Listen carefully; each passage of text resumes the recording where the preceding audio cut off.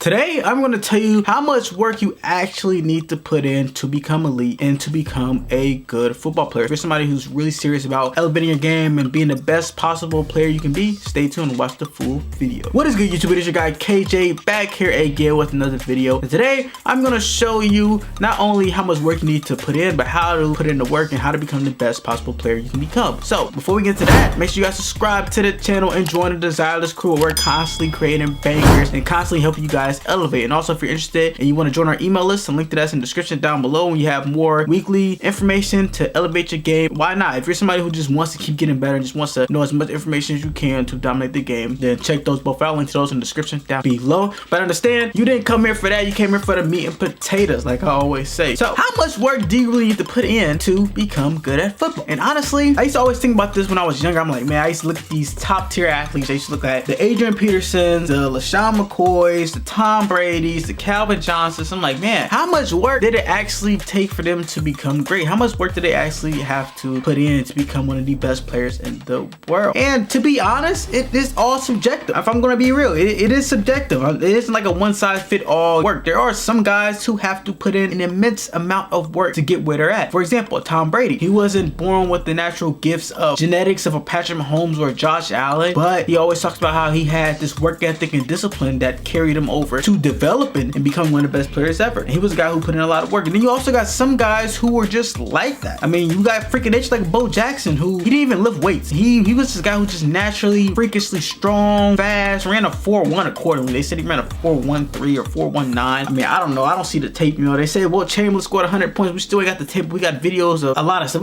I seen a picture of somebody saying a person creating the first picture ever, or the first camera ever. So it was a picture of the person creating the first camera ever. How does that even make sense? But we ain't got no video of Will Chamberlain or no video of Bo Jackson right now. That's neither here or there. But like I said, it's very subjective. Now, what I can say is though, like at the end of the day, there still is a baseline level of hard work. You still have to be a person who wants to put in work. And then if you're somebody who's not as good right now, well then you gotta put in a lot of work. You gotta put in more work. You gotta be on the Tom Brady side of putting in more work than your peers. And I think it's important that you have to understand not only to put in work, but how to put in the work. So I think a lot of people, when they think about, okay, I need to work extremely hard, they put too much on their plate at one time because they have a lot of ambition and motivation. Because like, think when you watch a motivational video and you watch David Goggins yell at you and tell you lazy and you're fat, you're like, oh my gosh, like I'm about to grind and I'm about to become the best player ever. And the problem is that people get a lot of motivation and they think, okay, well now I'm gonna look at the most elite athlete, I'm gonna look at David Goggins, I'm gonna do his workout, and they're motivated for that 1 day, 2 days, 3 days, and they do those workouts. But they do it, the workouts that are so extreme on the first couple of days. After that motivation is gone, they're like, dang, you know, this workout is a lot, or I'm doing a lot of extra work, and then they fall off and they never finish through. And in reality, that's not how you properly get better or properly put in the work. The thing is that anytime you want to create a new habit or create a new work ethic, I got this from James Clear on the Topic Habits, is you don't want to overload at the beginning. You want to rely on discipline. You want small inputs and then grow big. You don't want to start big and then fall off. That's the problem with everybody do when they're trying to achieve or they're trying to master a new skill. Try to take too much of a bite at first. For example, if you're a guy and you want to get better and you're grinding and you're a young kid and you're in high school and you have your regular football team, regular football conditioning, let's say you're a guy who wants to get faster, you want to get extra speed work. Okay, now the ambition side, the motivation side is like, hey,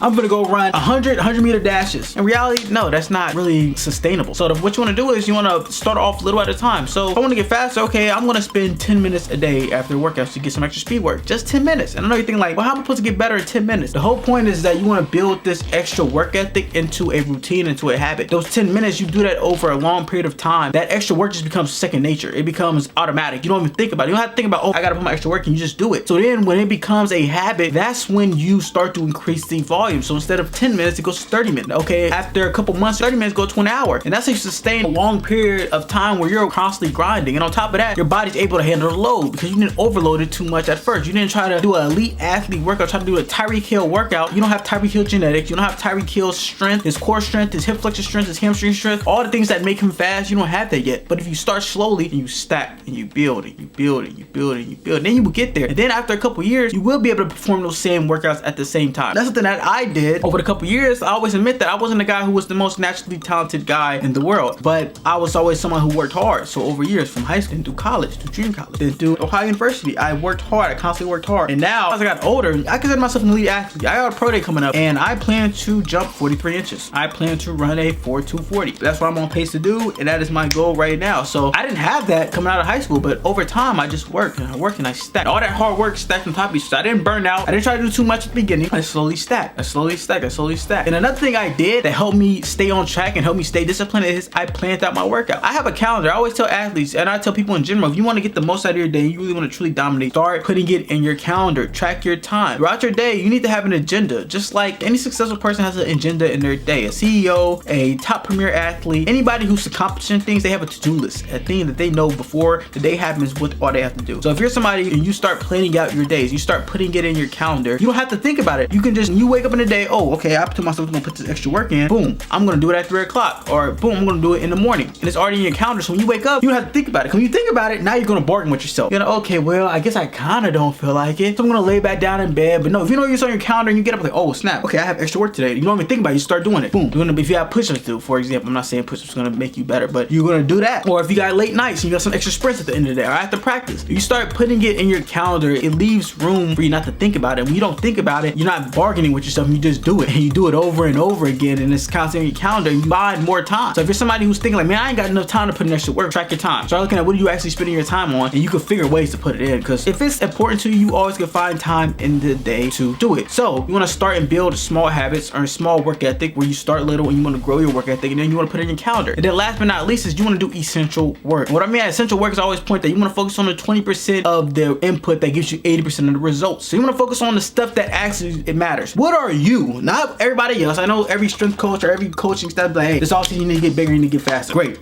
That is such a general advice to anybody. But in reality, sometimes that's not exactly what you need. You can have somebody who's big and strong and they go into the offseason like, you know, I'm going to grind harder and I'm going to lift more weights. Is that necessarily going to make you a better athlete? No, it's not going to make you a better athlete. It's not going to make you a better football player. You need to focus on the 20% that's going to give you the 80% of results instead of focusing on the 80% that gives you the 20% of the results. So yes, you might already be somebody who's strong. You might be somebody who's already fast. So now we're going to look at, okay, what are the top, out of all the skills that I have or the skills I have or don't have, what are the top 20% that if I improved on will give me the most return? So for example, speed kills. Speed is always one of the most important things you need as an athlete and a football player to dominate the game of football. Look at all the top football players, they're usually the fastest. So speed is going to be one of them. If you constantly improve your speed, you're going to constantly pop off the screen. You're going to possibly be able to make more plays. Okay, if I'm a quarterback, maybe if I watch more film and go out to read defenses, would that give me more return than getting bigger in the weight room? You see how that makes sense? See how I have getting big in the weight room and I can have watching more film and working on my anticipation. And the thing is, you can put the same amount of input. You can work just as hard as both, but one's going to give you more result for your position. Okay, so that's what I'm trying to say is focus on things that's going to give you the most results. For me, I'm a fast guy, so I'm going to focus on getting faster. Speed is, I want to be the fastest guy. And on top of that, I want to add on things that's going to multiply my skill set. So one thing I'm focusing on is I'm improving my receiving skills. I'm improving my hands. I'm improving my return ability, catching punts. Those things right now in the position in my life where I'm at, it's going to give me more return than putting work in the weight room. You get what I'm saying? And I'm not saying I'm neglecting the weight room. I work hard in the weight room, but when I was younger, I always think like, man, I got to go hard in the weight room. When I'm going in the off season, like I'm about to work harder. Not just say I want to work harder at everything. I want to work harder at, you know, just stuff that doesn't necessarily going to give me the biggest return. I want to focus on that 20%, the skills that if I became a better receiver and I'm already fast and I'm already got great return ability, and I'm damn near Tyreek Hill. I'm not saying I'm going to be Tyreek Hill, but you get the point. You can increase your value of a person like that instead of just working on stuff that's not going to give you the biggest return. Okay, so you got to do that, and you got to do it for a long period of time. You got to be urgent with your input. You got to be urgent. You got to put in the work every day, but patient with your output. A lot of people, they do it the opposite. They're slow with their input and they're impatient with their output. And they're like, they're not putting in that work, but they won't expect crazy results, and that's just not how anything works in life. I understand you got to string months, sometimes even years to get to where you want to get, but that's okay, because at the end of the day, each time, each month, each week, you're elevating, becoming the better person, becoming a better version of you. That's what it's all about. Are you getting better? Are you elevating? Because if you're not getting better, you're getting work. And that's one of the things I always tell athletes, that if you really want to become something, you got to be consistent, you got to be urgent with your input and patient with your output. So hopefully I broke down how to actually work as a football player, or how much work you actually need to put in. It's essential that you have to grind hard, you have to be consistent with it, you have to work on the right things, you have to make it easy at first, make it obtainable. Don't do too much at one time because you're gonna fall off. And start tracking it, start putting your calendar, start making it a priority. You start putting it on your to-do list, it becomes mandatory, it becomes a priority for you. And that's what it's all about. You wanna make the hard work a priority. So hopefully you guys enjoyed this video. Give this video a thumbs up for more content like this. My name's KJ. We'll be seeing you guys later.